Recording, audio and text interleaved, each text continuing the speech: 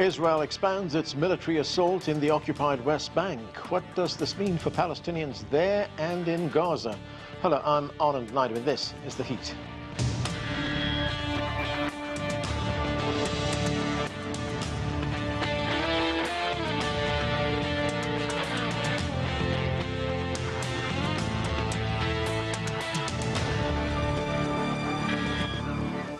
Hundreds of thousands of Palestinians are returning to northern Gaza, with the ceasefire between Israel and Hamas largely holding. While the attacks have stopped, Israel has stepped up its offensive in the West Bank, describing its campaign as a counter-terrorism operation. Earlier, I spoke with Dr. Mustafa Barghouti, president of the Palestinian Medical Relief Society and head of the Palestinian National Initiative, and asked him about this latest Israeli offensive. They target Palestinians in Gaza, and they target Palestinians in Jerusalem and in West Bank, and even in Israel itself. This is a system of oppression and apartheid that is affecting everybody. And they are now, as you said, targeting Jenin camp, which is completely besieged. They have enforced ethnic cleansing on 90% of the population of Jenin camp, and they're continuing the pressure on other families to leave. They've also initiated another military campaign, not only in Jenin, but also in Tulkarem city in the north, and on Tulkarem refugee camp. Their tanks, their military vehicles, their bulldozers are entering the cities. They're devastating the infrastructure, destroying electricity networks, water pipes, destroying houses. They've already burned and destroyed so many houses, not only in Jenin camp, but also in Tulkarem camp. And the rest of the West Bank is suffering from terrible oppression. 900 military checkpoints have been imposed on the West Bank, preventing freedom of movement. And the worst thing is that so many communities, so many villages and towns are now stuck with gates that are established by the Israeli army, and the Israeli army can literally shut off completely towns and cities anytime they want and for a very long period of time. That's the situation. The West Bank now is paralyzed because of all these military checkpoints. People in the north and in the south cannot get to the center or vice versa. And it's horrible.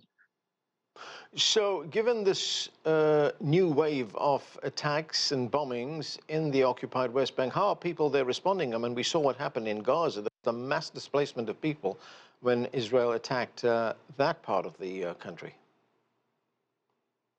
Well, of course, nothing to be compared with Gaza, where 90% almost of all homes and shelters have been completely destroyed by the Israeli army. Most schools, most of the hospitals, the clinics, all universities, most facilities, and the infrastructure is totally destroyed, including roads and basic infrastructure. The situation is getting worse also in the West Bank, in the sense that each area they target, they transform it into a little Gaza. Same kind of destruction, same kind of atrocity, and ruthless killing of people. I mean, there are no constraints on the Israeli army. They can just shoot and kill anybody anywhere without being accountable at all to any law, not to international law, but even not to Israeli laws. There was an opinion piece in the publication Middle East Eye, which stated that this large-scale attack that we're seeing in the occupied West Bank was actually pre-planned, and it was designed to placate the extremist right-wing finance minister Bezalel Smotrich, who had threatened to withdraw from the government with his members if this ceasefire deal was signed. I mean, we've already seen another minister, the security minister, Itamar Ben-Gvir. He has resigned with his members as well. Do you believe that to be the case, that this is being done at the behest of the finance minister? Yes, but not only for that. I mean, that's a factor for sure. The fact that they gave him free hand, he's practically the real governor of the West Bank and the finance minister at the same time. But this situation has been growing even before this period of the ceasefire, where they needed him to stay in the government. Before that, the Israeli government have established 52 new illegal Israeli settlements in the West Bank. They have allowed even the creation of 7 settlements in the so-called Area B, which is supposed to be under Palestinian Authority. But more than that, the amount of land that was confiscated by the Israeli government during the period since October 7th is 20 times more, is much more, than what was confiscated during 20 years before. You're talking about in 1 year, they've confiscated more land than what was confiscated in 20 years before. So we are talking here about a massive aggression, and that massive aggression is clearly combined with the promises that the American president, Mr. Trump, is making. Practically, we are facing here two horrible possible crimes. The war crime of ethnic cleansing, where even President Trump now is talking about moving Palestinian population from Gaza to Jordan and Egypt, something that both countries, of course, refuse.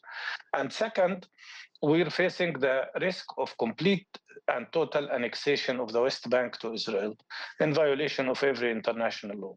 And in the process, the Israelis are also conducting ethnic cleansing inside the West Bank. 28 communities have already been ethnically cleansed by the Israeli illegal settlers. We're facing in the West Bank not only the army, but also the Israeli illegal settlers who are armed to their teeth. Ben Gvir managed to give them or distribute to them 200,000 weapons during the last year. And they are attacking villages almost every day, burning houses, burning cars.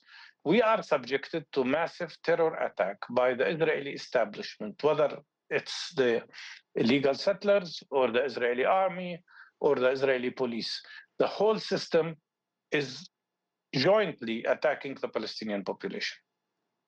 Now, there's also been another major development, and that is Israel has given the main United Nations Palestinian aid agency, UNRWA, until Thursday to evacuate its headquarters, which is in East Jerusalem. UNRWA, as we are fully aware, has not been able to operate in Gaza as well as the West Bank.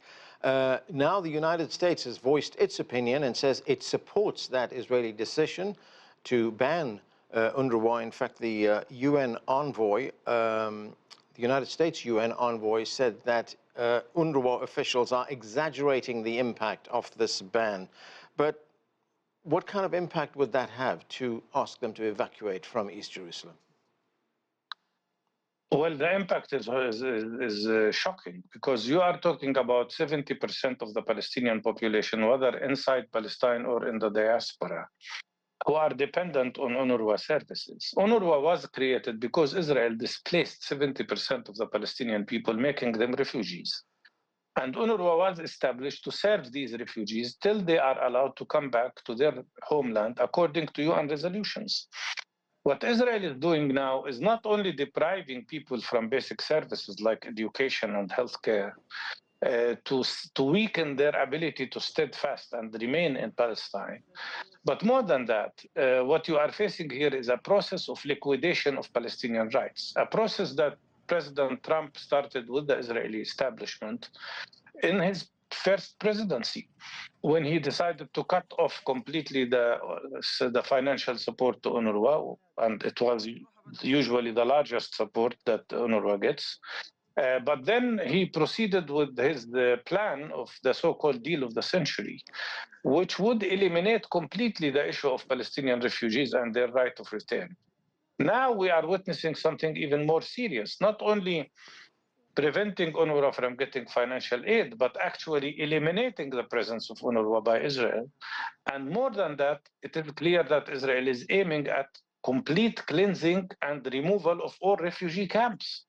In my opinion, I see all of this as a part of a process to liquidate the whole Palestinian cause and the Palestinian rights, including the right of self-determination, the right for statehood, the right for freedom, and the right to live on our own land.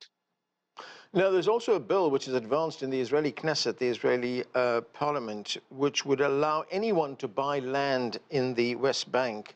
What are the implications of that? It's annexation. Their goal is annexation. They've annexed already East Jerusalem illegally. And President Trump recognized that annexation, although by doing so, he violated international law. They've annexed already the Golan Heights, the Syrian Golan Heights, which is also an illegal act. And now their goal is to annex all of the West Bank. Had they succeeded in their plan of total ethnic cleansing of Gaza, they would have also annexed the Gaza Strip as well. So practically, you are talking here not about just occupation. You are talking about a Zionist settler colonial project that wants to take away the rights of Palestinian people, wants to confiscate their land completely, and try to remove the population in the largest act of ethnic cleansing out of Palestine, and to annex all of that to Israel. A settler colonial project in the worst form and in the 21st century. That is the reality of what we face today. And Israel would continue to proceed like that as long as the world does not impose sanctions on Israel. And in my opinion, what's happening in Gaza and the West Bank is exposing completely the reality of the international order today. The fact that there is no respect to international law, there are double standards used when you compare their behavior, for instance, in Ukraine to that in Palestine, and absolute lack of respect to international laws and regulations. That will have very serious impact worldwide if they don't stop it. Dr. Mustafa Barghouti, thanks for joining us. Thank you. Okay, to continue our conversation, let's bring in our guests. Joining us here in Washington, D.C., Khalil Jahshan is Executive Director of the Arab Center in Washington, D.C. From Virginia, Trita Parsi joins us. He is the Executive Vice President of the Quincy Institute for Responsible Statecraft and an expert on the geopolitics of the Middle East. And Dan Arbel is a scholar in residence at the Center for Israeli Studies at American University. Thank you, everyone, for being with us. Dan Arbel, let me start with you. You know, we're seeing these increased, intensified attacks in the West Bank by the Israeli military, particularly on the city of Jenin, as well as on Tulkarem, the refugee camp over there. What is the Israeli goal behind this? What's behind the offensive? So after Israel ended its military campaign in Gaza, at least for the time being, then it has been able to shift the focus to cracking down on terrorist cells in the West Bank. So it has been operating in, as you said, Jenin, Tulkarem, Qabatia, very targeted attacks on specific targets inside these camps and surrounding area, which are known to be areas where these terrorist cells are operating and have had plans to carry out terrorist attacks against Israeli targets, both inside Israel and also in the West Bank. So that is the purpose of the IDF operations currently underway in the West Bank. Dan, I want to ask you a question that I asked Dr. Barghouti as well, and that is, could there be another motive for this as well? I mean, is this, in your view, an effort by Prime Minister Benjamin Netanyahu to appease those more extremist elements in his coalition, people like the Finance Minister Bezalel Smotrich, who've clearly expressed a great deal of dissatisfaction and anger over the fact that the Prime Minister signed that ceasefire deal in Gaza? So there are actually events on the ground, developments on the ground that required the IDF's attacks on these specific targets. Not wide-scale operations inside the West Bank. These are not. They're not expanding. They're not expanded to areas beyond these specific targets that I've mentioned. You know, Netanyahu has his political calculations, but I do not think that in this particular case, this is what's behind the motivations. I think it's a operational requirements which the IDF feels is necessary in order to crack down on these terrorist cells. Khalil Jahshan, do you believe this is an anti-terrorist operation as the Israelis describe it? Absolutely not. At the same time, you have to acknowledge that in the warped mindset of most Israelis, including relatively moderate Israelis, everything related to the Palestinians or to Palestinian aspiration is terrorism. If indeed what the cause of this recent, what you described as a stepped-up offensive by the Israelis in the West Bank is terrorism, where were the Israelis over the past 10 years? How come they haven't been fighting seriously in Jenin and Tul Karim and Qabatia and Nablus and what have you? So this is, look, the Israelis have selective memory. They would like not to, for us, not to associate as analysts, if you will, what's happening in the West Bank with what just happened over the past 15 months in Gaza. The two are related.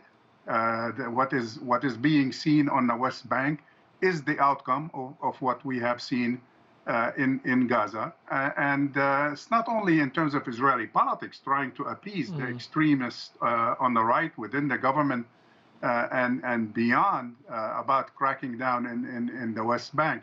But I think we go back to what Dr. Barghouti mentioned. This is really a full-fledged attack on the Palestinian cause. This is the closest we have ever come to an attempt jointly by Israel, as interpreted also by the United States, to basically eliminate the cause of Palestine once and for all.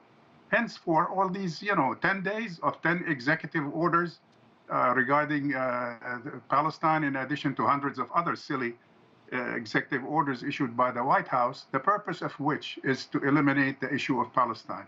When a president of the United States starts mimicking ideas from the extreme right, talking about ethnically cleansing Palestinians from Gaza to countries as distant as Indonesia, we have a problem here. Yeah. Trita, Parsi, let's talk about the role of the United States, especially under the new administration, the Trump administration. President Trump did play a key role in securing that ceasefire in Gaza, but he is now talking of, and to quote him here, a clean out of Palestinians from Gaza. He wants them to be moved to Jordan as well as to Egypt. Now, both those countries have refused to do so, but is there a strategy here on the part of the United States? Well, I think first we have to recognize that during the Biden administration, they actually did feasibility studies early on in the war to see whether they could move millions of Palestinians to the Sinai. So this was very seriously considered by the Biden administration as well. So I just want to mention that so that this is not perceived as some sort of a dramatic escalation by the United States. Trump, in many ways, is just an accelerator of what U.S. policy always has been. The trajectory is not changing. It's just moving much faster, and he's skipping steps and going for the logical conclusion of these things. I am not completely convinced, however, that this is where he intends to go. It could very well have been a trial balloon. It's a way of really disrupting the situation, scaring the Jordanians and the Egyptians, and hoping that that will generate new flexibility for a different plan that he will put forward that they also will not like, but perhaps will be more open to given some of these other suggestions. But if he were to do this, we have to recognize it is ethnic cleansing.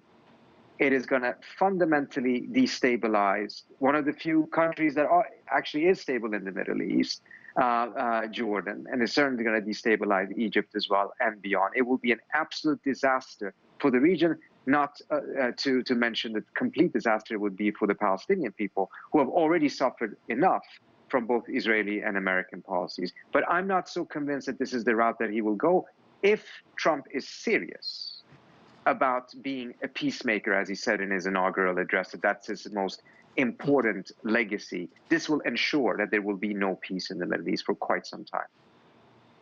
Diane Arbel, when we look at what is going on right now, much of it is being driven by domestic politics in Israel, particularly the fate of the Prime Minister Benjamin Netanyahu. Where does this leave him now politically? I mean, the ceasefire is in place, but it's not a permanent ceasefire. It's going to end at some time. How fragile is his position? Do you think he is going to be able to continue to hold this coalition together? Thank you, Anand. It's a great question, and I'll refer to it in a second. I just wanted to respond to what Khalil Jahshan said a few minutes ago about Israel's campaign in the West Bank, and to mention that just a few days before Israel began its crackdown in Jenin on terrorist cells, the Palestinian Authority attempted to do the same thing. Palestinian security forces operated near Jenin, trying to crack down on the Jenin refugee camp, and were unsuccessful, and that paved the way for Israel to intervene in Jenin. It's not just Israel, it's the Palestinian Authority as well, which is facing challenges inside the West Bank. What's the difference? I mean, they did it at the behest of Israel and the request of the United States. Well, just led by the Palestinian US Authority is Army also cracking down on terrorist cells. And as to your question about Netanyahu, he's in a jam for sure. He's being by the ultra-nationalist coalition threatening to leave if the war does not resume. Yeah.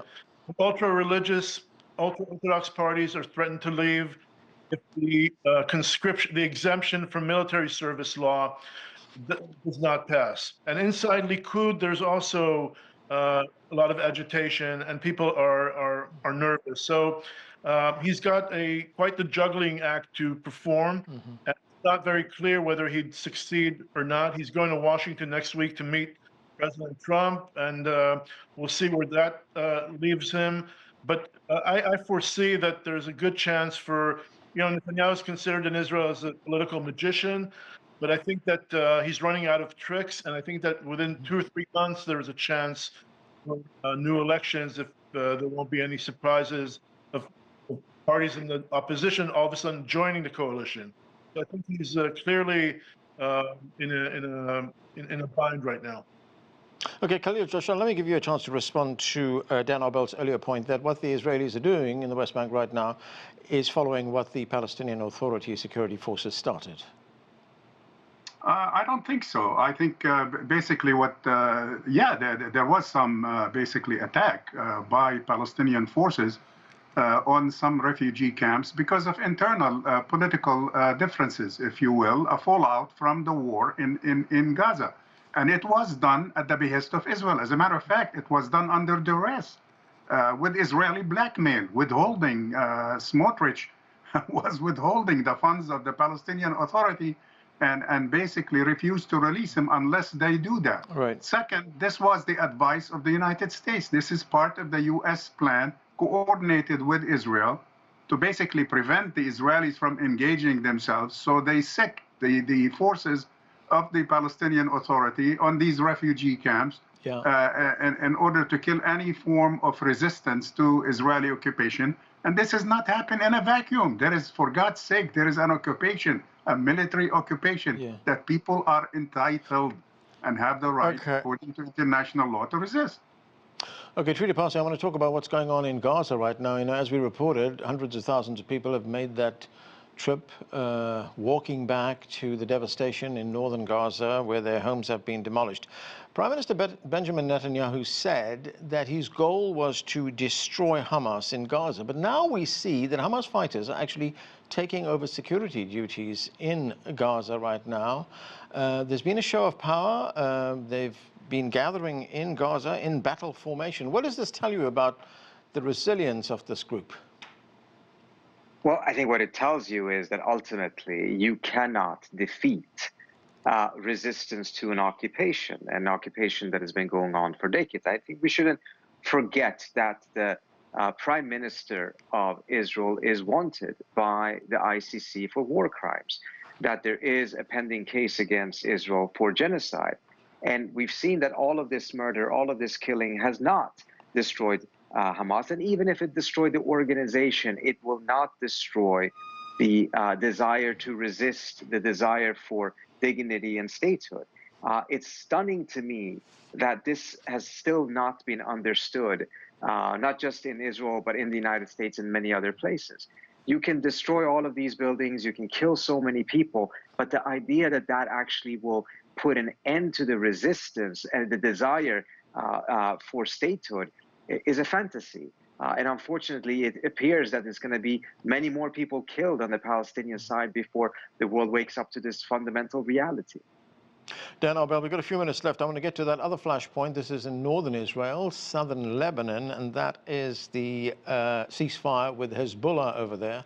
Part of that agreement was that Israel would withdraw from Lebanon across the border back into Israel. That deadline passed last Sunday, and Israel then reneged on the deal, saying that it's not going to be moving out of Lebanon. It also carried out airstrikes, and it attacked civilians who were returning to their homes. So what's the Israeli plan? Are they going to remain in Lebanon for the foreseeable future? No, I don't think so. I think this is a temporary delay that this issue will be resolved within a few weeks. I think that conditions on the ground dictated that for Israel that it needs to remain in some of these areas, as Israel felt that Hezbollah operatives are still in those areas, and while the Lebanese armed forces, the LAF, still not fully deployed some of these areas. So I think that Israel, and I think it was accepted by the Lebanese government and by the Lebanese armed forces, that this extension, that this ceasefire, this implementation of the ceasefire or an Israeli withdrawal would be moved a few weeks up, but I do expect that to happen pretty soon. Okay. Dan, very quickly, because I've just got about a minute left. A number of Israelis had to evacuate from their homes in northern Israel because of rocket attacks from Lebanon. Have they moved back? No, very few have moved back, and they refuse to move back. They see, first of all, that the government provides for the reconstruction, the rehabilitation of the areas that they evacuate, and also they need to feel safe. So as long as they don't see that it's safe along the border, then they return. Khalil, Jahshan, I've got a minute, but part of the agreement, the ceasefire agreement in Gaza, calls for the number of trucks that are getting into Gaza to get up to 600. 600 trucks can be allowed each day. 50 of them can carry fuel. Is that happening? Not on a regular basis and not consistently. It's happening in some parts. There has been, of course, because of the disruptions of the past 15 months, there has been some additional problems or aspects of the problem related to, if you will, distribution and the safety of these supplies reaching to the targeted audience that it's supposed to reach to. Chaos because of Israeli occupation and encouragement of gangs to emerge in Gaza that the Israelis were trying to install instead of Hamas as the new authority in Gaza has left enough chaos to endanger, if you will, the free flow of distribution of humanitarian assistance. Okay, and we need to leave it there. Thank you to all of you for being with us. That's it for this edition of The Heat. I'm Anand Naidu in Washington, D.C.